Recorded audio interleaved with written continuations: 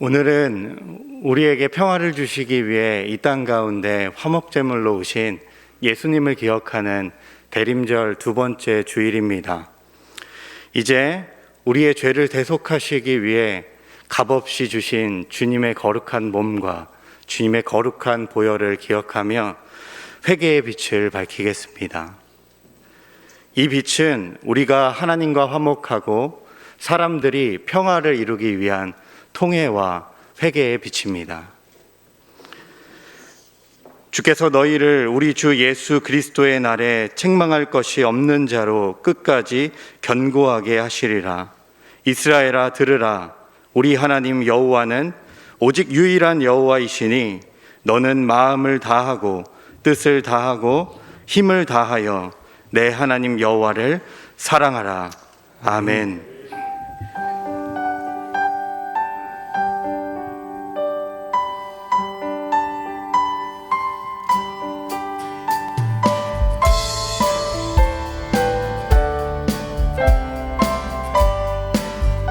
참 반가운 성도요, 참 반가운 성도여, 다 이리 와서 베들레헴 성 안에 가봅시다. 저 구유의 의신 아기를 보고 엎드려 절하세, 엎드려 절하세, 엎드려 절하세. 구주나셨네. 저 천사여 찬송을 높이 불러서 이 광활한 천지에 울리어라. 주 하나님 앞에 늘 영광을 엎드려 절하세, 엎드려 절하세, 엎드려 절하세, 엎드려 절하세. 구주나셨네.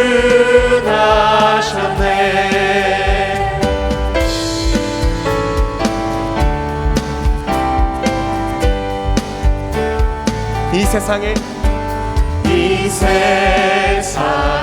주께서 탄생할 때에 참 신과 참 사람이 되시려고 저 동정녀 몸에서 나시었으니 엎드려 절하세, 엎드려 절하세, 엎드려 절하세. 구주가 여호와의 말씀이 여호와의 말씀이 육신을 입어 날 구원할 구주가 되셨도다. 늘 항상 찬송을 주 앞에 드려 엎드려 절하세, 엎드려 절하세, 엎드려 절하세. 구주나 엎드려 절하세, 엎드려 절하세, 엎드려 절하세, 엎드려 절하세. 구주나셨네.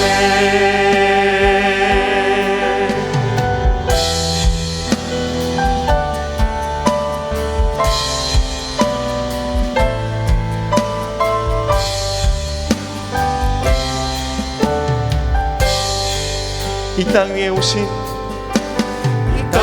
위에 오신 하나님의 본체 십자가에 달리사 우리 죄 사셨네.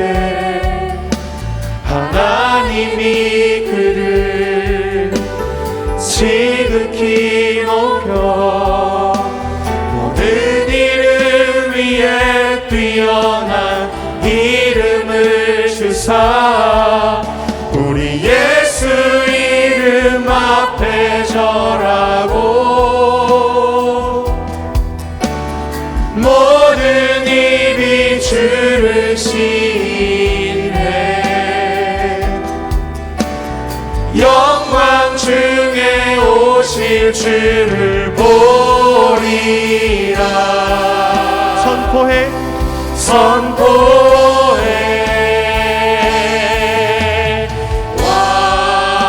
왕께 만세. 존귀와 위엄을 찬양해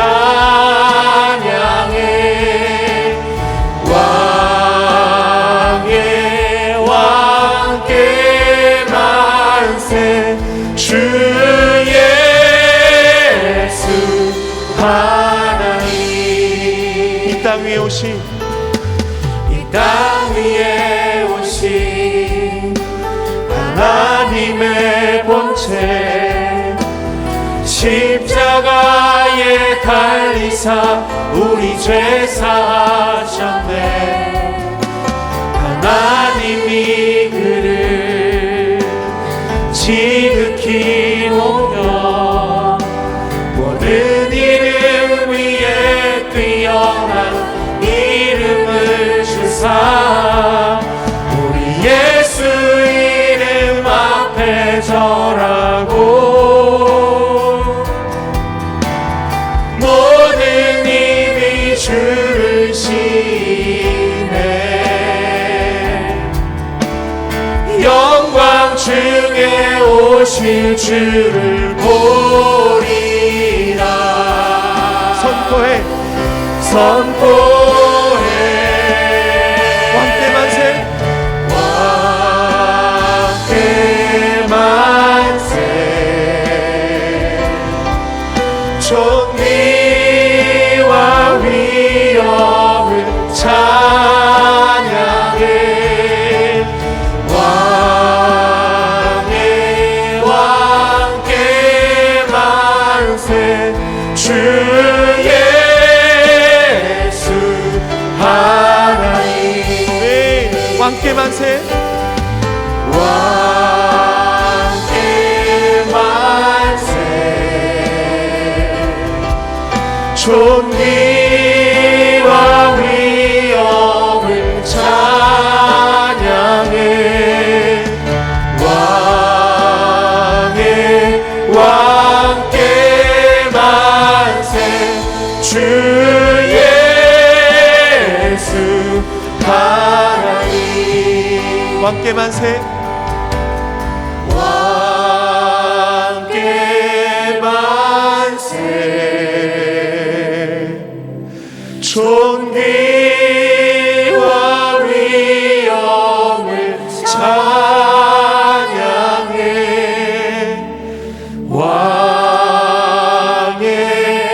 왕께 만세. 주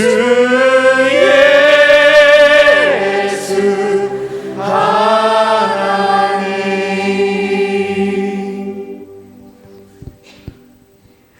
사랑하는 아버지 하나님, 광야 같은 세상에서 허덕이며 방황하던 저희가 오늘 거룩한 주일을 맞이하여 성전으로 나왔습니다. 지친 발걸음을 인도하여 주님 품에 안기게 하시니 감사합니다. 빠르게 돌아가는 세상 속에서 참된 평강이 오직 우리 주 하나님께만 있음을 고백하오니 이 시간 하나님의 온전한 평강 가운데 거하는 은혜의 시간이 되게 하옵소서. 평화의 왕이 되시는 하나님, 오늘 드리는 이 예배를 통하여 저희들의 지친 마음과 걱정, 근심을 위로하시는 주님의 음성을 듣기 원합니다. 생수와 같은 은혜의 말씀을 들을 때에 귀가 열리게 하시고 엄중하고 거룩한 주님의 말씀이 저희들의 마음판에 새겨지게 하옵소서. 하나님과 저희들을 화해케 하신 예수 그리스도의 거룩한 십자가 앞에 저희들의 마음을 드리오니 그 십자가가 우리들의 심장 가운데 세워지게 하옵소서. 꺼져가는 등불을 끄지 않으시는 주님, 예배의 자리에 아름답게 치장하고 나온 저희들이지만 내면에는 아직도 해결되지 못한 문제와 고민들이 있습니다. 무엇보다도 누군가에게 결코 말하지 못하며 스스로를 속이는 육신의 정욕, 안목의 정욕, 이생의 자랑이 넘쳐납니다. 한 주 동안도 성령님을 근심케 하고 범죄한 저희들을 불쌍히 여기시고 화목제물로 이 땅에 오신 예수님께로 나아가 하나님과 화해케 하옵소서. 지난날의 모든 발자취를 회개하오니 용서하여 주옵소서. 이 모든 간구를 예수 그리스도의 이름으로 기도드리오며 이제 지난 한 주간의 일을 돌아보며 하나님과 저만이 하는 죄를 참회 드리옵니다.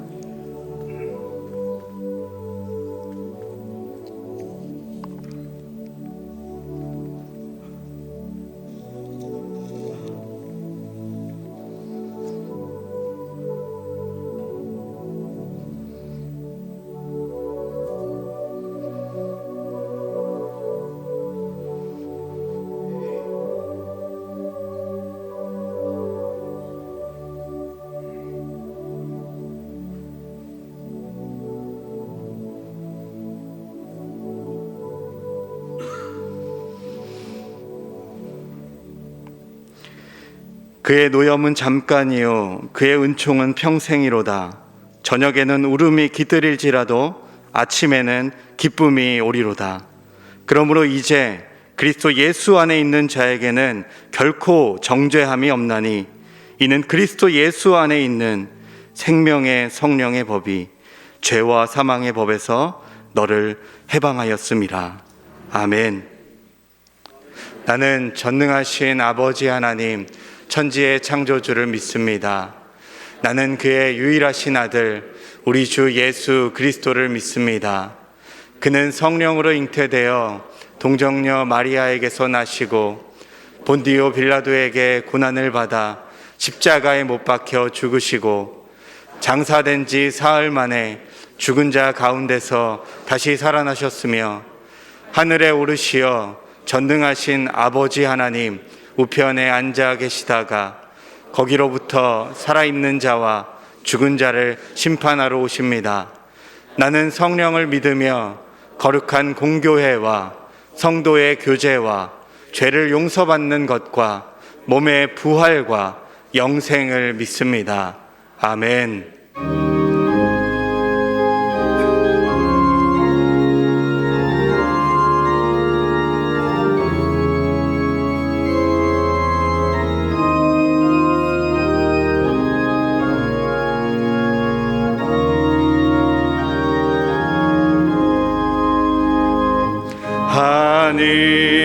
하늘에 계신 우리 아버지 이름 거룩하사 주님 나라 임하시고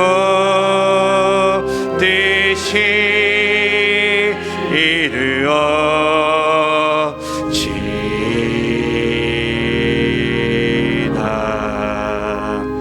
일용할 양식 주시고 우리들의 큰 죄 다 용서하옵시고 또 시험에 들게 마시고 악에서 구원하사 하소서. 되게 주의 나라 주의 권세 주의 영광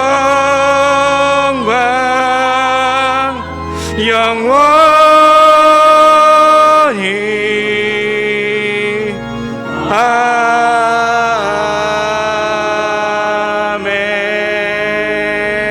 아멘.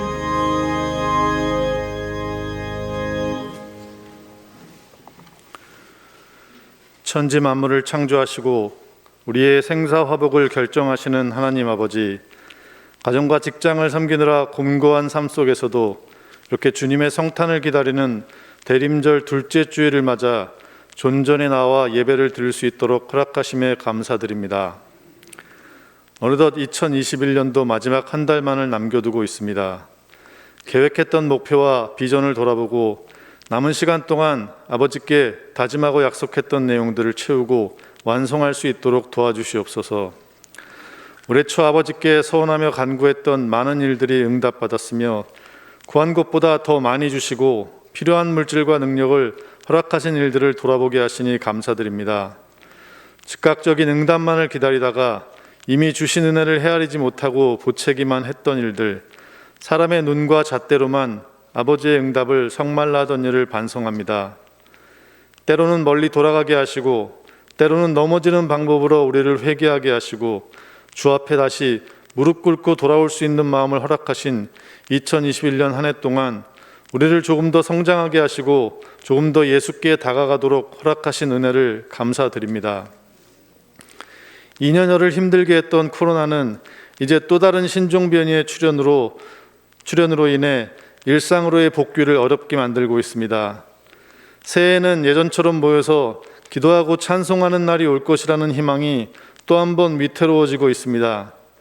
하나님, 저희를 불쌍히 여기시고 기도로 간구로 이 어려움을 이겨낼 수 있도록 붙들어 주시옵소서. 공중의 새와 아궁이에 던져지는 들풀조차도 먹이시는 아버지께서 하물며 너희들일까 보냐고 하신 말씀을 잊고 우리는 세상에서 먹을 것 입을 것을 구하고 개인적인 욕심과 안락함을 챙기느라 알게 모르게 세상과 타협했습니다. 저희들이 스스로의 죄를 돌아보고 회개할 수 있도록 도와주십시오. 달콤하고 은밀한 유혹에 흔들릴 수 있었던 상황에서 아버지께서 주신 말씀에 의지하여 타락하지 않고 견뎌낼 수 있게 하시고 옳은 길로 인도해내시어 신앙으로 세상을 견뎌내는 신실한 성도의 모습을 지킬 수 있도록 도와주십시오. 하나님 아버지, 주님께서 세상에 오신 이유를 잊지 않도록 해주십시오. 아버지가 온몸으로 전하셨던 메시지를 기억하도록 해주십시오. 아버지가 가르쳐 주신 사랑의 실천과 양식 있는 기독교인의 도리를 행하는데 주저함이 없도록 도와주시옵소서. 하나님 아버지의 가르침이 절실한 시대가 되었습니다. 인본주의의 이름으로 아버지의 이름을 가리고 이성과 과학으로 아버지의 전능함을 시험하고 있습니다. 계산되는 것과 보이는 것만을 믿는 우리의 교만함과 무모함을 돌아보게 하시고 보이지 않는 아버지의 은혜와 계산할 수 없는 아버지의 사랑을 온 인류가 깨닫는 12월이 되기를 간절히 원하옵고 바랍니다. 이제 세상에 나아가 우리는 아버지가 가르쳐 주신 사랑의 메신저 역할에 주저함과 망설임이 없는 행동하는 크리스찬이 되기를 원합니다. 우리의 일상에 성탄의 의미와 구원의 확신을 전달하는 일을 최우선으로 정할 수 있기를 원합니다. 하나님 나라를 넓히고 예수를 닮아가며 그리스도인의 향기를 온 천하에 퍼뜨리는 참 그리스도인이 될 수 있기를 간절히 원하옵고 바라옵니다. 어려워지는 상황 속에서도 중국과 필리핀, 쿠모바오 등 지구촌 곳곳에 파송된 선교 사역을 기억하여 주시옵소서. 살아계신 하나님 아버지의 말씀을 선포하기 위해 기도하고 준비하는 담임 목사님을 지켜주시옵소서. 주일을 영화롭고 은혜롭게 준비하기 위해 이른 시간부터 기쁘게 움직이고 있는 손길들을 기억하여 주시옵고 할렐루야 찬양대에 온 마음 다한 찬양을 기쁘게 받아주시옵소서. 성령님의 은혜가 우리 마음속에 들어와 신령과 진정으로 드리는 예배가 될 수 있기를 바라오며 우리 주님 예수 그리스도의 이름으로 기도드립니다. 아멘.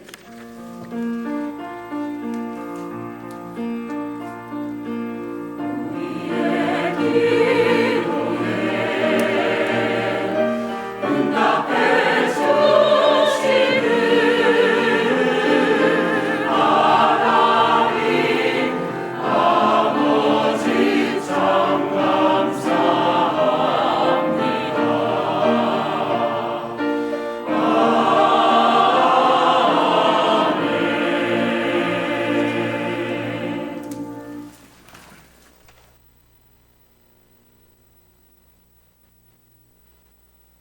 우리 함께 천의의 불을 밝히겠습니다.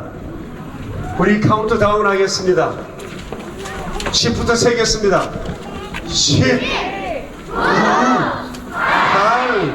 7, 6, 5, 4, 3, 2, 1.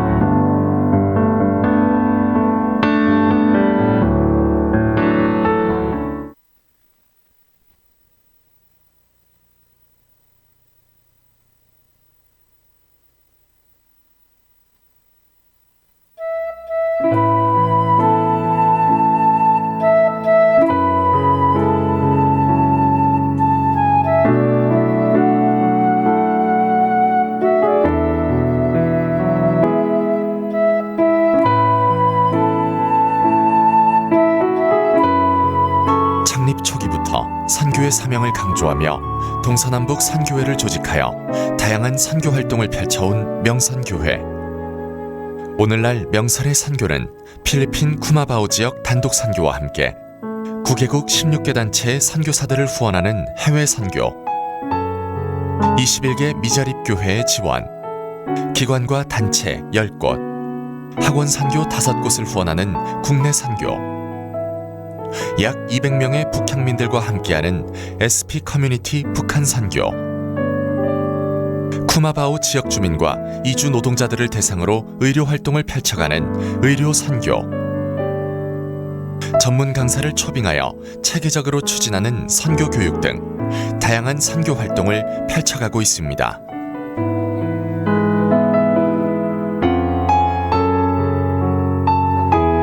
선교팀은 물론 명산가족 모두가 열정과 사명으로 함께해온 동서남북 선교는 코로나19 감염 확산으로 현장 선교와 대면 선교의 제안을 받았지만 결코 멈추지 않았습니다. 방역 수칙을 지켜가며 북향민들과의 교제를 이어가고 주일마다 함께 예배하였습니다. 땅끝까지 복음을 전파하기 위한 선교 교육 또한 멈추지 않았으며 미자립교회와 기독교 단체와도 온라인으로 소통하며 지원하고 있습니다.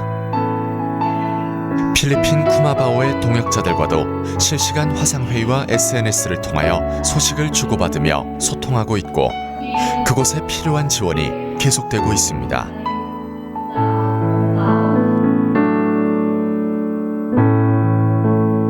이 땅에 하나님의 나라가 이루어지게 하옵소서. 모든 사람의 마음과 교회와 가정에도 하나님 나라가 임하게 하여 주소서. 주의 청년들이 예수의 꿈을 꾸고 인류 구원의 환상을 보게 하소서. 한 손엔 복음 들고 이제 위드 코로나 시대를 맞아 예전보다 더욱 역동적으로 선교가 이루어지기를 소망합니다. 방역 수칙을 지켜가며 미자립 교회를 돌보고 이주 노동자들을 돌보는 의료 선교도 멈추지 않고 북향민들과의 예배와 교제를 이어가며 SP 커뮤니티 사역에 더욱 힘을 낼 것입니다. 모두가 힘든 시기에도 해외에서 복음을 전파하는 선교사들의 지원도 계속될 것입니다. 아울러 원활한 소통을 위하여 정기적인 온라인 실시간 화상교제도 추진할 것입니다. 방역을 지켜가며 현장 선교를 확대하고 온라인 선교를 위한 다양한 시도를 추진하겠습니다.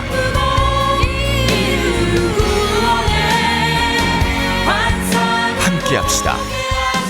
예전의 역동적인 현장 선교를 이어가며 온라인에서의 선교 커뮤니티도 확대하여 온라인과 오프라인, 온라인으로 펼쳐가는 명산의 동서남북 선교 함께 펼쳐갑시다.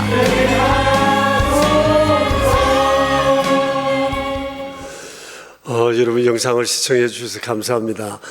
우리 교회가 했던 선교를 좀 요약해서 이렇게 여러분에게 영상으로 준비해 보여드렸습니다. 이것은 하나님께서 우리가 원하시는 선교를 더 아름답고 활기차게 더 풍성하게 이루어 갔으면 바람에서 동서남북 선교회에서 준비를 했습니다. 오늘은 이미 말씀드린 것처럼 선교를 위한 선교 헌금을 작정하는 주일로 지키고 있습니다.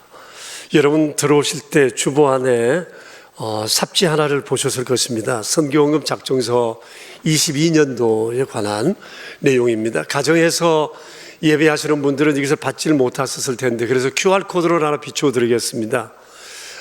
이리로 들어오시면 이 내용을 보실 수가 있습니다. 내용들을 보시면 우리는 왜 선교해야 하는가에 대한 선교 이유와 금년 한 해 동안 선교 헌금해 주신 분들과 선교비가 어떻게 사용되었는지 전체적인 금액을 기록해 두었습니다. 그리고 22년도 우리는 어떻게 선교를 해 나갔으면 하는 바람을 담아서 몇 가지 안내를 해두고 밑에는 작정하도록 되어 있는데 오늘 이 시간에 여러분들께서 작정을 해 주시기를 바랍니다. 구체적으로 적어서 잘라내시거나 아니면 함께 내주셔도 좋은데 잘라내시는 것이 아마 여러분 내용들을 참고로 보시기 위해서 좋을 것 같습니다. 이 자리에서 지금 기록해 주십시오. 그리고 혹시 펜이 없으신 분들은 손을 들어주시면 여러분에게 나누어 드리겠습니다. 하나님께서 우리를 위하여 우리를 구원하시기 위해 세상에 오셔서 피 흘려 돌아가신 이 일들을 생각하면 우리는 우리의 전 삶을 들여 이 일을 감당해야 하며 마땅하다고 생각합니다.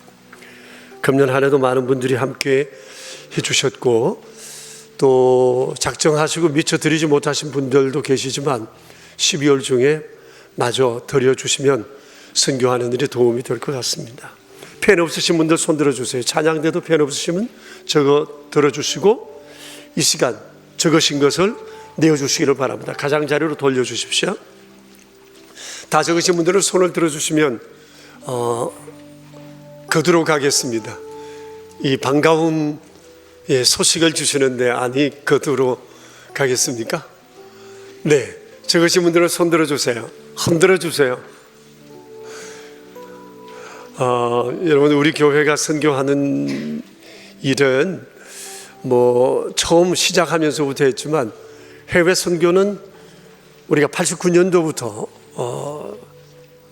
실제적으로 사역을 하기 시작을 해서 여기까지 이르렀습니다. 이 모든 것은 교우 여러분들의 아름다운 헌신이 있었기 때문일 것입니다. 선교물 헌금을 작정하신 분들의 봉투는 안내하신 바처럼 가정으로 우송해 드리거나 교회 선교 봉투 함에다가 넣어둘 것입니다. 금년도 하신 것과 새로운 신규, 그러면 여러분들께서 금년도 하셨던 것을 기념으로 가지고 계시고 또 새해 해야 할 것은 받으셔서 한 해 동안 또 힘써 주시면 고맙겠습니다. 여러분들이 내어주셨는데 혹 오늘 내지 못하신 분들은 한 달 동안 여러분 마음에 기도하시는 중에 작정하시고 교회로 혹은 헌금 안으로 넣어주시면 되겠습니다. 오늘 광고 내용 중에 12월 25일 날 우리가 성탄 예배를 드리게 되는데 이번 성탄 예배는 좀 평소와는 다른 예배 형태로 드리려고 준비하고 있습니다. 그리고 그날 유아 세례식을 베풀게 됩니다. 지금까지는 유아 세례는 만 2세 아래 되는 아이들에게만 베풀었는데 이번 총회에서 헌법을 개정하면서 6세 이하 되는 아이들에게 세례를 베풀도록 결정이 되고 이번부터 시행을 하게 됐습니다. 그래서 교우 여러분 가운데 아이들 혹 어떤 사정이 있어서 유아 세례를 받지 못한 가정들에는 이번 기회에 세례를 받을 수 있으니까 미리 작정하셔서 준비해 주시면 감사하겠습니다. 세례를 받겠다고 작정하신 분들에게는 따로 교회에서 교육 통지가 가게 될 것입니다. 아무쪼록 가정의 사랑하는 자녀들을 믿음으로 키우는 일에 우리 모두가 함께 했으면 합니다. 이제 2부 찬양인데 찬양을 드린 후에 우리가 함께 주의 말씀을 나누도록 합시다.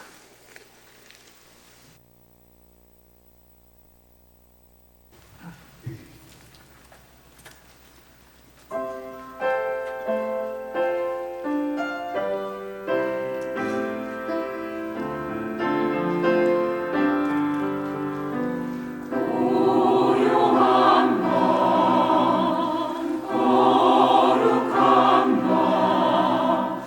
너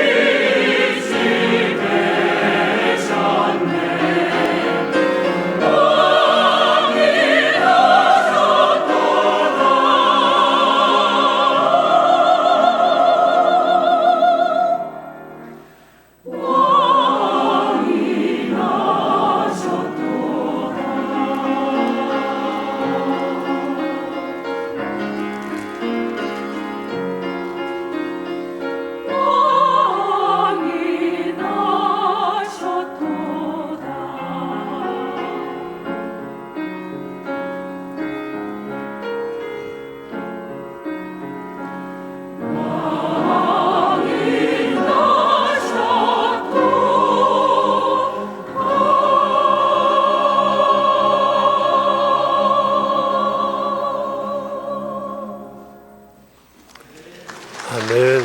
감사합니다. 고맙습니다. 오늘 아침에 우리에게 주신 하나님의 말씀은 로마서 15장 1절부터 7절에 있는 말씀입니다. 가정에서 예배 드리시는 교우 여러분들께서도 성경책을 각각 펼쳐주시고 하나님의 말씀을 함께 받들어 읽도록 하겠습니다. 로마서 15장 1절부터 7절에 있는 말씀입니다.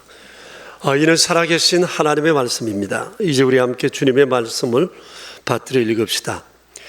믿음이 강한 우리는 마땅히 믿음이 약한 자의 약점을 담당하고 자기를 기쁘게 하지 아니할 것이라. 우리 각 사람이 이웃을 기쁘게 하되 선을 이루고 덕을 세우도록 할지니라. 그리스도께서도 자기를 기쁘게 하지 아니하셨나니 기록된 바 주를 비방하는 자들의 비방이 내게 미쳤나이다 함과 같으니라. 무엇이든지 전에 기록된 바는 우리의 교훈을 위하여 기록된 것이니 우리가 하여금 인내로 또는 성경의 안위로 소망을 가지게 함이니라.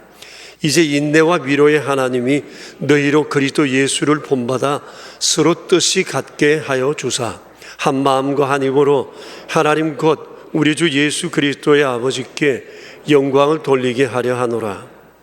그러므로 그리스도께서 우리를 받아 하나님께 영광을 돌리심과 같이 너희도 서로 받으라.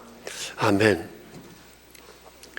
오늘 말씀은 그리스도인의 절대 윤리에 관한 말씀입니다. 절대 윤리라고 하는 것은 윤리의 기준이 되는 윤리 혹은 그리스도인으로서 마땅히 구비되어져야 할 윤리라는 그런 뜻으로 이해하면 될 것 같습니다. 기독교 절대 윤리의 모델은 예수님이십니다.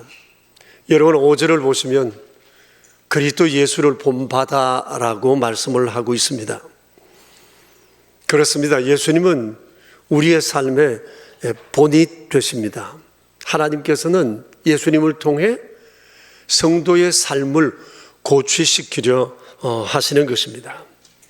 실제로 이 절대 윤리는 이 복음과 더불어 당시 기독 공동체를 견고하게 했고 로마를 변화시킨 원동력이 되었습니다. 뿐만 아니라 지난 2000년 동안 기독교회를 지키고 또 세상 가운데 하나님이 누구신가를 드러낼 수 있는 그 축복의 통로가 된 것이 바로 복음과 함께 그리스도인의 삶에 녹아있는 이 절대 윤리의 삶이었다고 말할 수 있습니다.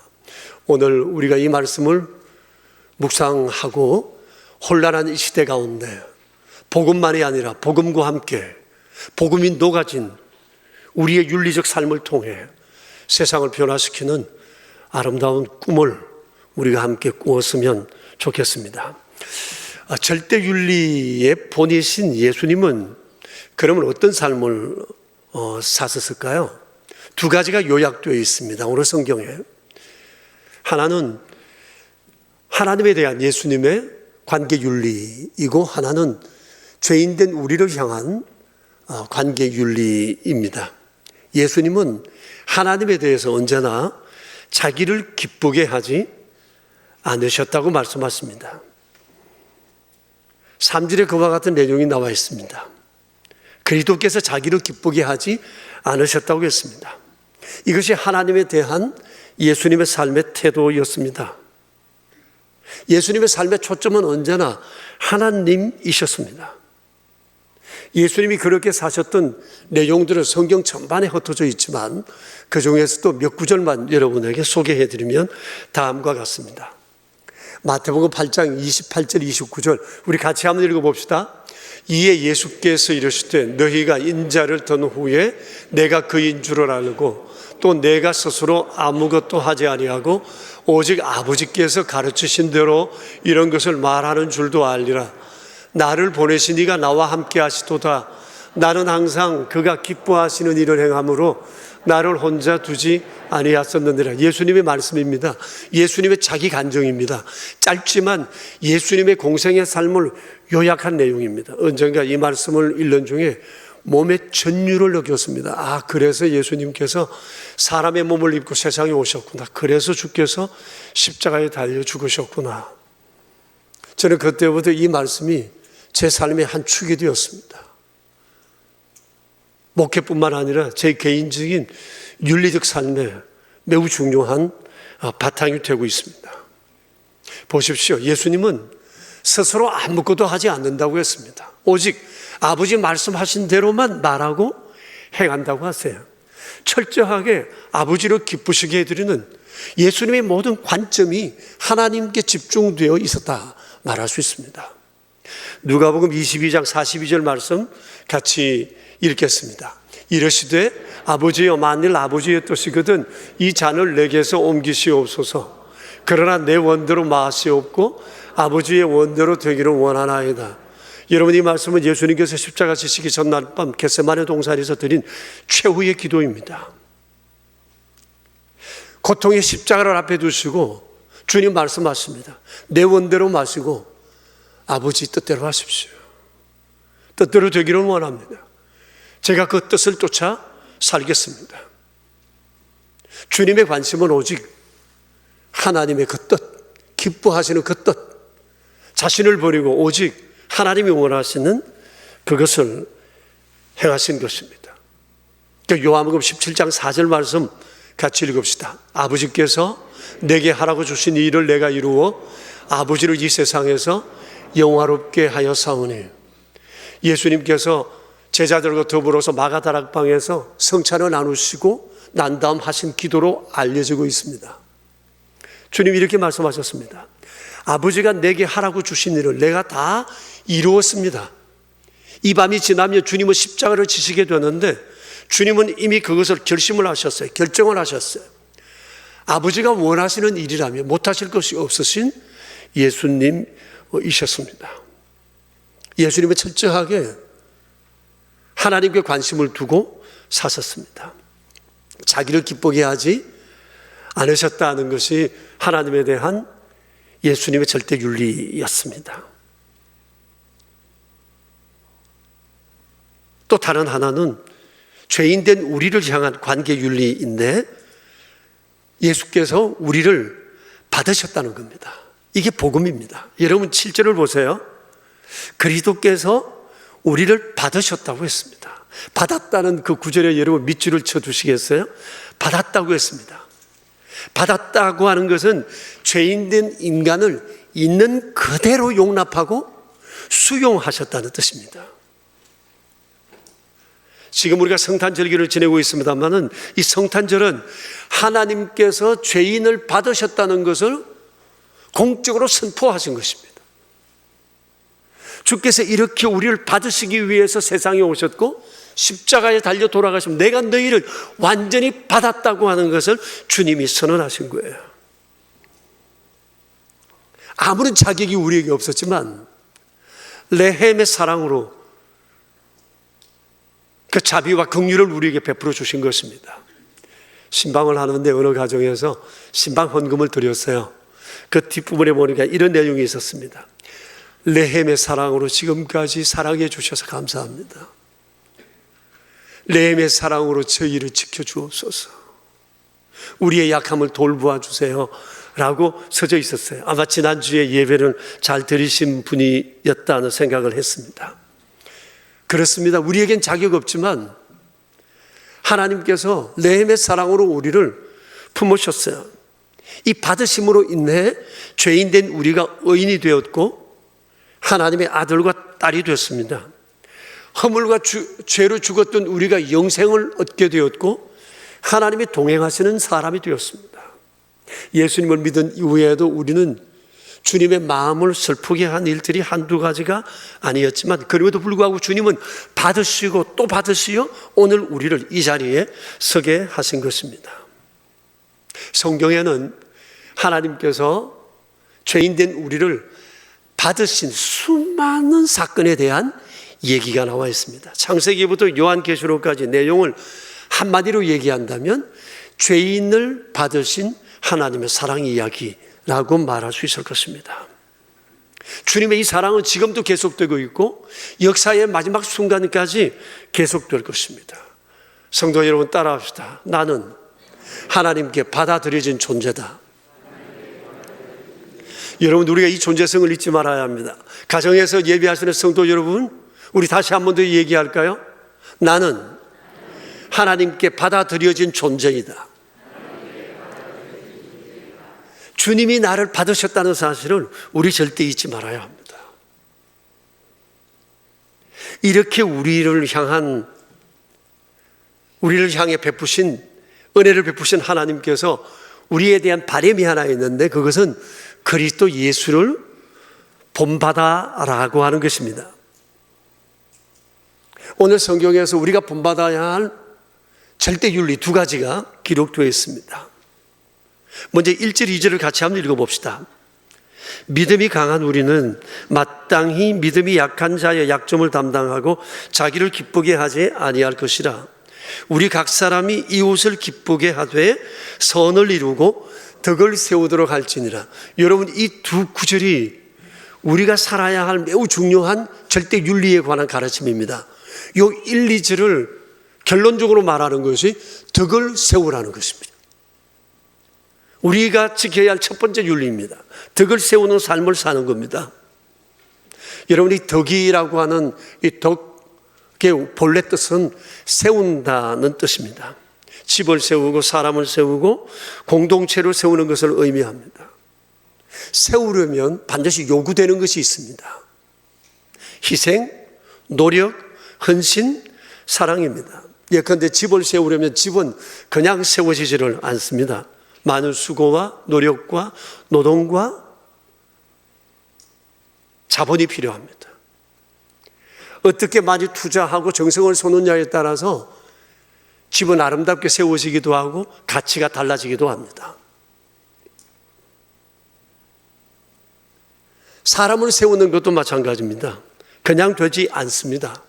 사랑과 희생과 오래 참음과 노력이 있어야 합니다.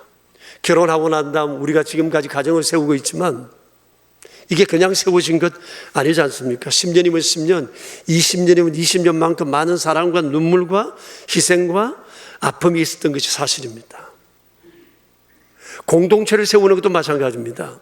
교회와 사회 공동체, 국가 공동체 그냥 세워지질 않습니다. 사랑과 희생과 충성된 헌신 위에, 자발적인 헌신 위에 공동체는 세워져 오는 것입니다. 그런데 오늘 성경에서 말씀하십니다. 교회가 제대로 세워지기 위해서는 성도들 각자가 덕을 세워야 하는데, 이 덕스러운 삶을 위해서 우리가 어떻게 살아가야 하는지 그에 대해서 오늘 1절과 2절에서는 두 가지를 우리에게 말씀하고 있습니다. 덕을 세우는 첫 번째 삶은 믿음이 강한 자가 믿음이 약한 자의 약점을 담당하는 수고가 있어야 된다는 겁니다. 여러분, 어느 교회나 믿음이 강한 자와 약한 자는 함께 존재합니다. 이게 어디 믿음뿐이겠어요? 성격적으로나 기질적으로도 강한 자와 약한 자가 함께 어울려 있습니다. 경제적으로도 우리는 각각 형편의 차이가 있습니다. 사회적인 신분이나 역량도 서로 다른 사람들이 교회에 모여 함께 신앙생활을 할 수 있습니다. 이렇게 각자 서로 다른 측면이 많은 사람들이 함께 모여서 제대로 된 공존을 이루어내는 길이 있는데, 그게 뭔고 하니? 강한 자가 약한 자의 연약한 점, 약점을 담당하는 것입니다. 그냥 이해하는 것이 아니라 아예 끌어안는 겁니다. 그것을 내 것처럼 내가 맡아버리는 것입니다. 그런데 일반적으로는 이를 부담스러워하거나 귀찮아합니다. 그래서 애써 모른 척합니다. 떼어놓고 싶어합니다. 그러나 교회는 달라야 한다는 겁니다. 약한 자를 도태시키는 것이 아니라 그를 붙들어 강한 자로 만들어가야 합니다. 당장에 되지 않으면 약하면 약한 대로 함께 그와 함께 가야 합니다. 교회는 반듯한 사람들끼리만 어울리는 곳이 아닙니다. 강한 자, 약한 자가 함께 어울려서 함께 서로 끌어주고 세워주는 공동체여야 한다는 것입니다. 빨리 가는 것보다 중요한 것이 함께 가는 겁니다. 우리 교회가 추구하는 삶의 방향이기도 합니다. 우리가 교회 사역을 이루어가면서 교회 사역을 부지런히 잘하는 사람도 있지만 그렇지 못하는 분도 있습니다. 어떻게 생각하면 잘 못하는 사람은 다 떼버리고 잘하는 사람끼리만 일을 추진할 수도 있습니다. 어쩌면 더 빠를 수 있어요. 그러나 그것이 효과적일 것 같지만 효과적이지 못할 수도 있습니다.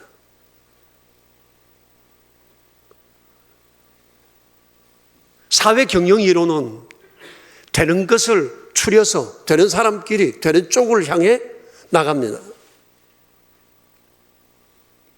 이 모든 것은 바로 진화론의 역사 이론의 바탕을 둔 사회 경영 이론입니다. 여러분, 진화론이 뭐죠? 진화론의 핵심이 뭡니까? 약육강식과 적자생존입니다. 강한 자만 살아남는 겁니다. 약한 것은 도태시키고 강한 것을 중심으로 이루어가는 겁니다. 이것을 체계화하고 이론화한 것이 공산주의입니다. 제국주의 이론입니다. 모든 역사 발전의 이론은 진화론에 바탕을 두었습니다. 그래서 성취하고 강한 자로 남기 위해서 전쟁과 폭동을 수단화하는 것이 진화론의 역사 발전 이론 가운데 하나입니다. 그러나 교회는 그래서는 안 된다는 것입니다. 교회는 약한 자와 강한 자가 함께 가는 겁니다. 공존하는 겁니다. 주님이 그것을 원하십니다. 이를 위해서 해야 할 일이 뭔가 하니 강한 자가 약한 자의 약점을 담당하는 겁니다. 이를 위해서 약한 자를 먼저 이해해야 합니다. 그리고 그 약점을 내 것처럼 끌어안아야 합니다. 담당해야 합니다. 그리고 그가 강한 자 되기를, 아니면 강한 자가 되지 않아도 약한 그대로 함께 가는 것입니다. 그러기 위해서 이해하고 기다려 주어야 하는 것이에요. 그럴 때 교회는 하나 되고 강해지는 것입니다. 여러분, 코로나 상황은 우리의 삶을 참 어렵게 하고 있습니다. 지난 2년 동안 한 번도 보지 못한 분들이 많이 있습니다. 교회를 한 번도 나오지 못한 분들도 있습니다. 여러 가지 이유가 있을 것입니다. 교우들이 어디에서 어떤 삶을 살아가는지 아마 여러분 잘 모를 것입니다. 그러다 보니 새로 관심이 멀어지기도 했습니다. 그런 중에 어떤 사람은 많이 약해졌을 것입니다. 믿음도 약해지고 삶도 약해지고 삶도 고달프고 힘들고 어렵고, 하지만 내 어려운 사정을 남에게 드러내고 싶지는 않고 어쩌면 숨죽여 자신을 드러내지 않으면서 살아가고 있을지 모릅니다. 그러나 오늘 말씀에 의하면 우리는 그렇게 무관심해서는 안 되고 이제 관심을 가지고 그들을 찾아내어 공동체가 함께 공존의 삶을 어떻게 살아갈지를 노력하고 애써야 한다는 것입니다. 성도 여러분, 눈을 들어 주변을 바라보셔야 합니다. 교회를 나오지 못하는 사랑하는 순 코이노니아 사역팀 가운데, 교우들 가운데 그런 분들을 찾아 만나야 합니다. 그리고 붙들어 주어야 합니다. 약하면 약한 대로 우리가 함께 그리스도 안에서 하나 되어 주님이 원하시는 이 삶의 길을 우리가 함께 찾아가야 한다는 것입니다. 하나님께서 교회를 세우기 위해서 우리에게 주신 중요한 의무입니다. 덕을 세우라는 겁니다. 덕을 세우기 위해 우리가 가져야 할 중요한 사실은 강한 자가 약한 자의 약점을 담당하는 겁니다. 그리고 또 다른 하나는 자기를 기쁘게 하지 아니하고 이웃을 기쁘게 하는 것이라고 말씀을 하십니다. 예수님께서 그렇게 사셨습니다. 예수님은 하나님을 기쁘게 하셨고 우리의 기쁨을 위해서 자신을 희생하셨습니다. 그래서 우리가 살았습니다. 새 생명을 얻어 오늘 우리는 여기에 있는 것입니다. 주께서 우리에게 그래서 요구하십니다. 자기를 기쁘게 하지 말고 이웃을 기쁘게 하라고요. 여러분, 조이라는 단어를 아시죠? 조이라는 단어는 세 단어가 합쳐진 단어라고 얘기하지 않습니까? 우리 교회 조이 라이프의 의미도 여기 있습니다. 조이 라이프의 캐치프레이즈는 이렇습니다. J라고 하는 것은 Jesus First입니다. 주님이 언제나 우리의 삶의 1번입니다. O는 Other Second입니다. 다른 사람이 두 번째입니다. 그리고 마지막에 나 자신입니다. Third yourself입니다. 사람이 즐거워하고 기뻐하고 행복해지는 길이 바로 여기에 있다는 겁니다. 먼저는 예수님, 다른 이웃, 그리고 나 자신을 마지막으로 생각하는 겁니다. 그래서 세상은 그렇지 않습니다. 세상은 언제나 자기 중심입니다. 자기 만족입니다. 나만 편하면 됩니다. 그 일을 향해서 달려가고 있습니다. 덕을 세우는 길은 믿음이 약한 자의 약점을 담당해 줄 뿐만 아니라 자기를 기쁘게 하지 않고 다른 사람을 기쁘게 하는 일을 우선할 때 하나님께서는 교회를 덕스럽게 세울 수 있다고 말씀을 하십니다. 우리가 주님을 본받아야 할 첫 번째 삶은 덕을 세우는 삶입니다. 두 번째는 우리를 향한 주님의 바람은 우리가 서로를 받아주며 살아가는 것입니다.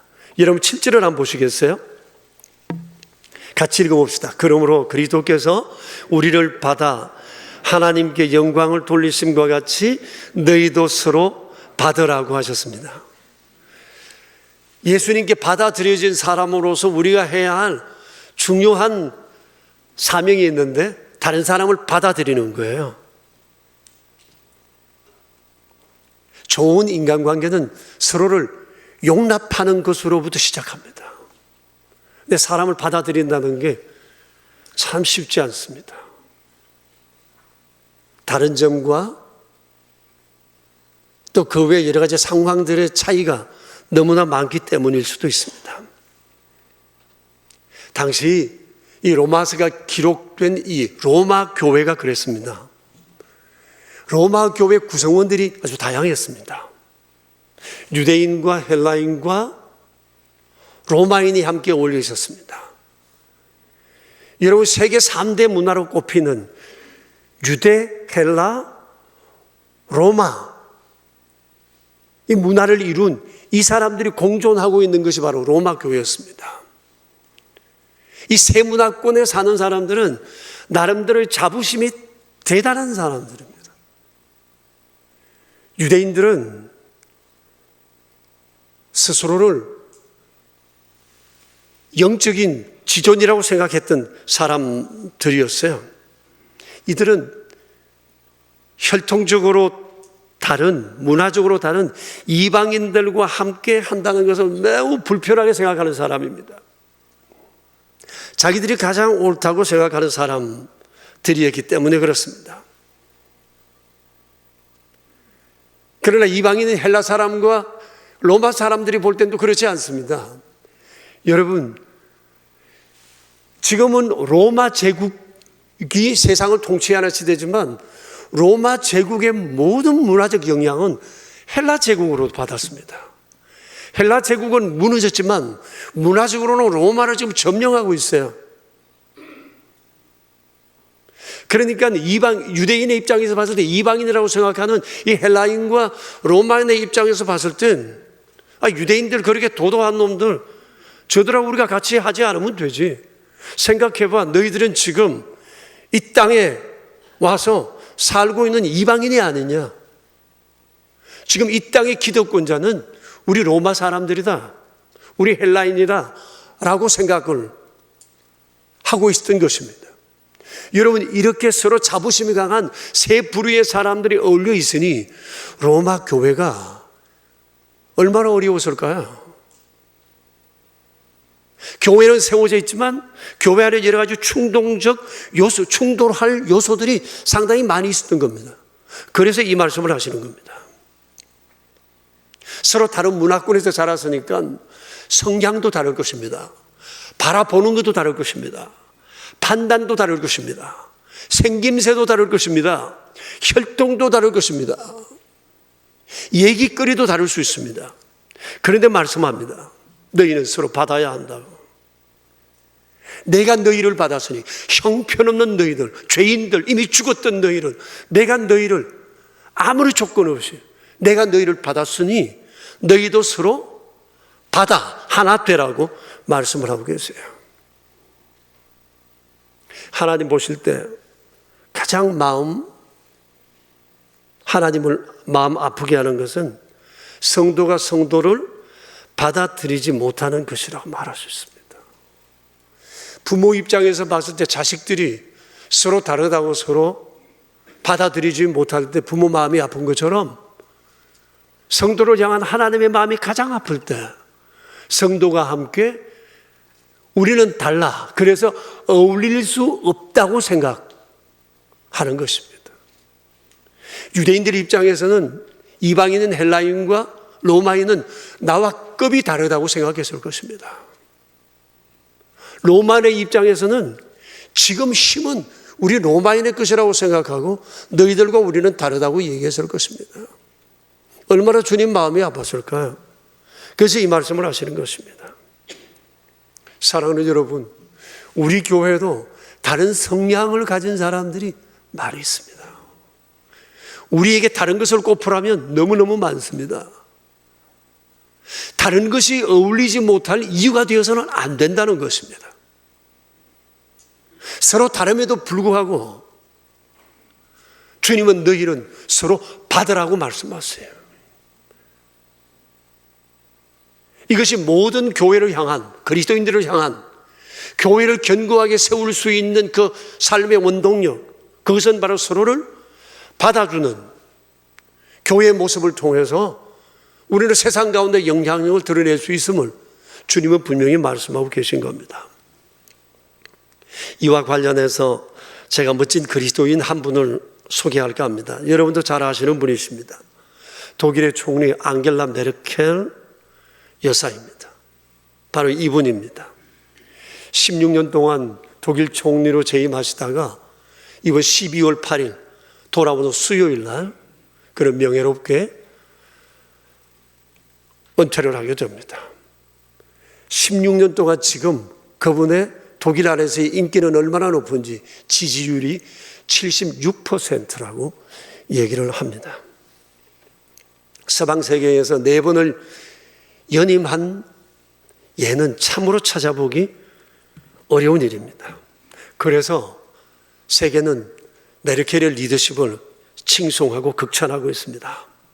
그는 독일의 총리를 넘어서 EU의 사람들은 EU의 대들보라고 얘기를 합니다. 그리고 유럽의 지도자요, 세계의 리더입니다. 이런 메르켈의 지도력, 리더십을 일컬어서 독일 사람들은 무티 리더십이라고 얘기를 한다고 합니다. 엄마 리더십이라는 겁니다. 어떤 의미일까요? 포근하다는 거죠. 포용적이라는 겁니다. 따뜻하다는 겁니다. 모든 것에 있어서 용납한다는 겁니다. 매우 서민적이라는 것입니다. 이런 리더십이 바로 앙겔라 메르켈의 리더십이었습니다. 메르켈은 목사의 딸로 태어났습니다. 그리고 평생을 기독교인으로 살아오고 있습니다. 그녀가 제일 좋아하는 성경 구절이 요한복음 고린도전서 13장 13절이라고 합니다. 믿음, 소망, 사랑, 이 세 가지는 항상 있어야 할 것인데 그 중에 제일은 사랑이라는 것입니다. 메르켈의 고백을 읽어본 적이 있습니다. 내 안에는 찬양에 대한 목마름이 있다. 그리고 나는 매일 주일 주님을 예배하는 것을 생명처럼 여기고 있다. 그 얘기를 했습니다. 그분이 좋아하는 믿음, 소망, 사랑, 이것이 항상 있어야 한다는 그 고백처럼 그분은 정말 그렇게 살았습니다. 그뿐만 아니라 정치 현장 속에서도 그는 실제로 이것을 녹여낸 사람이었다고 알려지고 있습니다. 메르켈은 어디 가든지 자기 자신이 그리스도인이라는 것을 두드러지게 드러내지는 않지만 그는 늘 기독교의 숭고한 가치를 행동으로 풀어내고 구현하고 있다고 평을 받고 있습니다. 이런 것을 엿볼 수 있는 최근에 몇 가지 뉴스를 제가 보았는데 저는 그것을 보면서 이분이 말하는 것이 그냥 해보는 얘기가 아니구나, 진짜 그렇게 사시는 분이구나 하는 사실을 저는 깨닫고 새로운 감동을 받게 됐는데, 제가 본 그분의 최근에 있었던 몇몇 얘기를 여러분에게 해드릴까 싶습니다. 여러분 아시는 것처럼 지난달에 그 이탈리아에서 G12 세계 정상들의 회의가 있었습니다. 정상들만 모이는 곳입니다. 그런데 이 메르켈이 정상들의 모임에 지금 현 재무장관인 슐츠라는 사람을 함께 대동해서 갔습니다. 거기는 재무장관이 낄 자리가 아닙니다. 외무장관은 같이 따라가서 외무장관들끼리 따로 모임을 가지나 재무장관이 정상회의에 가는 예가 없었고 그런 경우도 이제까지 한 번도 없었다고 합니다. 그런데 슐츠 장관을 그 자리에 대동한 거예요. 그런데 여러분, 독일에 최근에 메르켈이 물러나면서 슐츠가 후임 총리가 되거든요.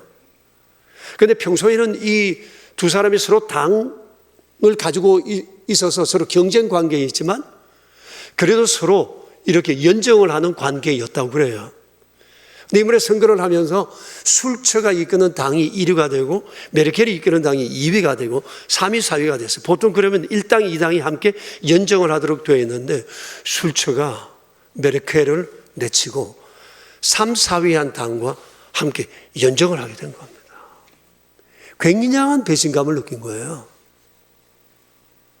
정말 그야말로 메르켈과 아주 각을 세운 겁니다. 아주 정적이 된 겁니다. 이런 사람 뭐가 이쁘겠어요? 그런데 메르켈이 이 슐츠 차기 총리를 데리고 정상들의 모임의 자리에 온 것입니다. 그로 하여금 국제무대에 데뷔시키고 자기가 알고 있는 이런 국제정상들의 인맥을 맺어주고 다음 독일이 어떻게 세계 가운데 세워져 갈 것인가를 염려하면서 그와 정상들을 서로 가까이 하게 만든 그런 기회를 가지게 됐다는 것입니다. 이것을 보고 세계 정상들이 다 부러워했대요. 독일의 품격이 다시 한번 높아지는 그런 계기가 되었다고 얘기합니다. 우리나라의 현실을 봤을 때 너무너무 부러운 일입니다. 또 다른 하나는 지난달 초에 그 프랑스 마크롱 대통령이 이제 퇴임하는 이 메르켈을 프랑스로 초청해서 극진하게 환대하고 대접을 했습니다. 그 자리에서 프랑스 최고 훈장을 수여하면서 경의를 표했는데 수천 명이 모인 자리에서 마크롱 대통령이 이런 인사를 했다는 거예요. 그 사람이 한 인사 내용을 그대로 제가 옮기면 이렇습니다. 모든 것을 뒤바꾸려 했던 이 젊고 성급한 나를 받아들이고 이해해 줘서 정말 고마웠습니다. 그리고 지금 독일과 프랑스의 관계, 또 오늘의 유럽은 당신의 헌신과 결단, 그리고 인내와 경청할 줄 아는 능력 덕분에 가능했습니다. 메르켈, 언제까지나 우리의 친구로 남아주십시오 라고 얘기했다는 겁니다. 그리고 이 두 사람은 아주 진한 포옹을 나누었습니다. 여러분, 국가 정상들 간에, 국가 간에 얼마나 많은 문제들이 야기될 수 있을까요? 근데 메르켈이 그걸 해냈어요.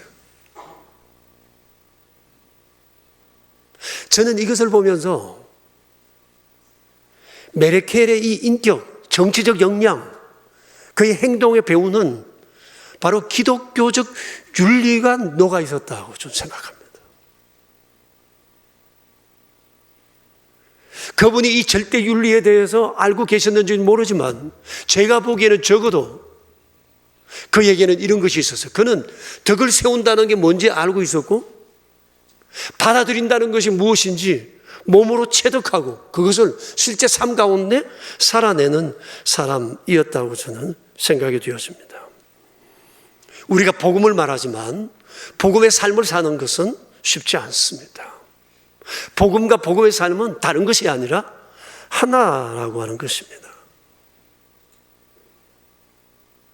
오늘날 이런저런 기독교에 대한 얘기가 있지만 모든 것은 우리에게 달렸습니다. 복음을 말하는 우리가 복음적 삶을 살기를 결단할 때 교회가 바뀌고 교회가 변화되면 세상이 변화될 것입니다. 하나님께서 그곳에 은총을 내실 것입니다. 성도 여러분, 오늘 우리는 그리스도인의 절대 윤리의 본되신 예수님의 삶을 통해서 우리를 돌아보는 그런 시간을 지금 가지고 있습니다. 예수님은 공생애 내내 하나님만 기쁘게 하셨습니다.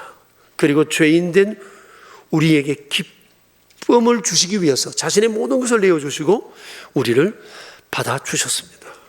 주님의 이 받아주심으로 인해서 우리가 의인이 되었고 새 생명을 얻어 여기 있습니다. 성탄이 우리에게 이 사실을 고스란히 보여주고 있습니다.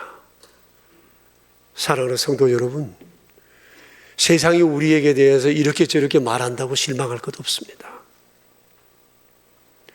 우리가 주님을 본받아 살아가면 하나님은 우리를 통해 로마 시대 때 행하셨던 그 놀라운 역사를, 시대적 변화를 문화의 변혁자로 우리를 사용하신다는 것입니다. 모든 것은 우리에게 달려 있습니다. 하나님은 그렇게 계획하셨습니다. 성탄의 기쁨을 우리 안에서 녹여 세상 가운데 흘러보내는 아름다운 절기가 되길 축복합니다. 우리 함께 기도합시다. 우리 자신을 한번 돌아봤으면 좋겠어요. 예수님이 우리에게 어떻게 하셨는지를 한번 생각해 봅시다. 어떻게 살아야 할까요? 세상에 대해서 서운해할 것 하나 없습니다. 우리가 제대로만 살아내면 하나님은 우리를 사용하십니다. 우리를 통해 일하십니다. 놀라운 계획을 가지신 전능하신 주님을 바라보면서 우리 믿음 안에 살았으면 좋겠습니다. 예수님을 본받기를 원하는 아름다운 다짐이 이 시간에 있었으면 좋겠습니다. 한 2분 정도 자신을 돌아보면서 우리 기도하겠습니다. 하나님 아버지, 우리의 약함을 돌보소서. 허물진 우리가 주님의 사랑으로 인해 받고 살아 오늘 여기 있습니다. 감사합니다. 주님 우리가 주님으로 인해서 아름다우시죠. 오직 아버지의 뜻을 주시옵소서. 우리에게 기쁨을 주시옵소서. 주께서 오늘도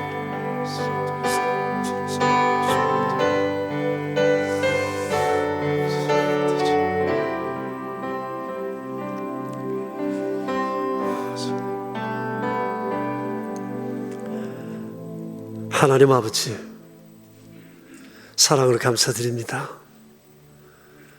아름다우신 주 예수님, 저희들에게 기쁨을 맛보게 하시려고 자신을 내어주시고 우리를 아무런 조건 없이 받아주셔서 감사합니다. 이렇게 주의 사랑을 입은 저희에게 오늘 주께서 당부하신 예수님을 본받는 삶을 살라는 말씀을 우리 마음에 새깁니다. 자비로우신 주님, 우리는 복음을 아는 사람으로 복음의 삶을 살아야 할 거룩한 사명을 받았습니다.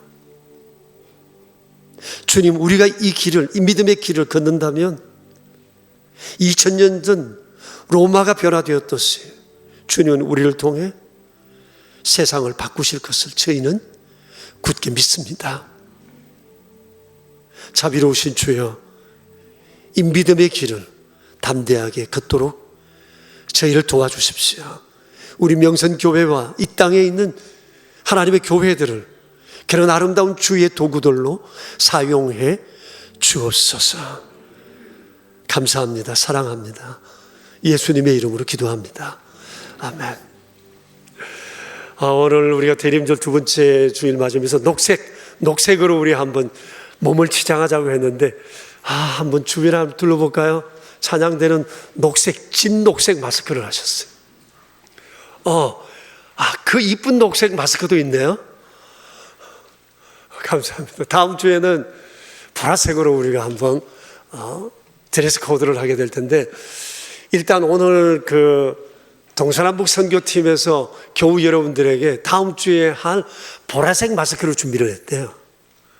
아마 입구에 나가실 때 받아가시고, 없으신 분들은 저 앞으로 오셔서 받아가시면 되겠습니다. 한 주간도 주 안에서 승리합시다. 샬롬, 샬롬, 메리 크리스마스.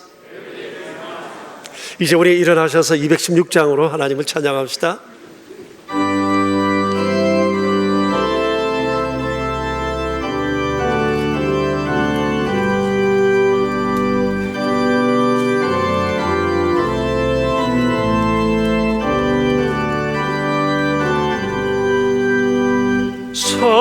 성자의 귀한 몸 날 위하여 버리신 그 사랑 고마워라. 내 머리 죽여서 주님께 비는 말 나누어 주님께 바치리까. 지금도 날 위해 간구하시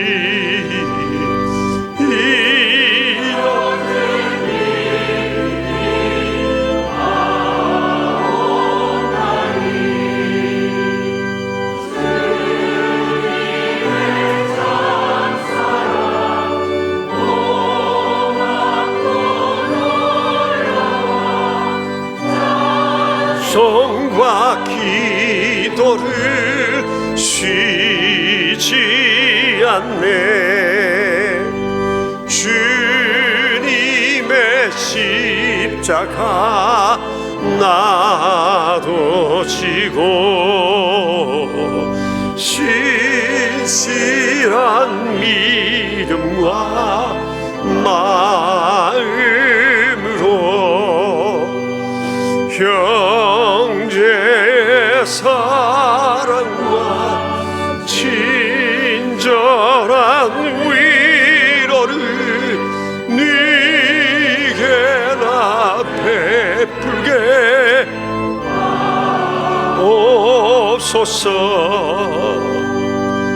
만 가지 은혜를 받았으니 평생 슬프나 즐거우나 이 몸을 온전히 주님께 바쳐서 주님만 위하여 늘 살겠네.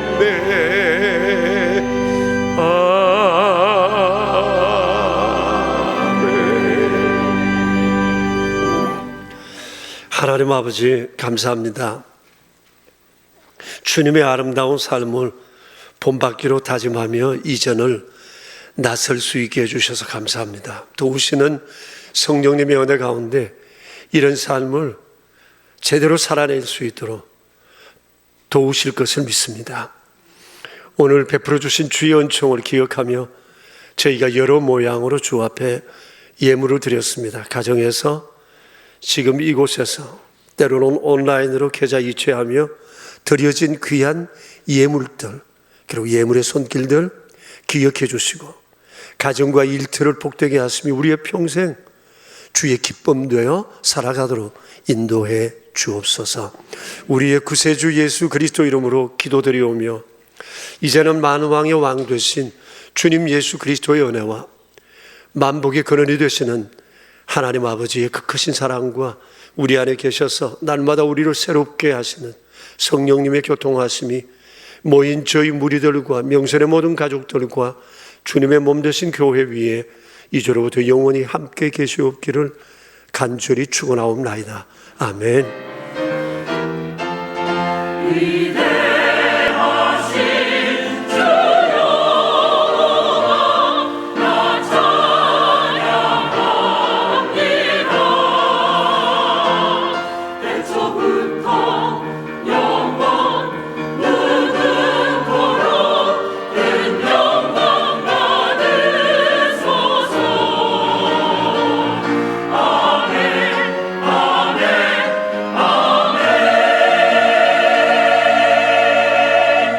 여러분 예배를 마쳤습니다. 한 주간 주 안에서 승리하십시오. 저녁에도 뵙겠습니다. 안녕히들 가십시오.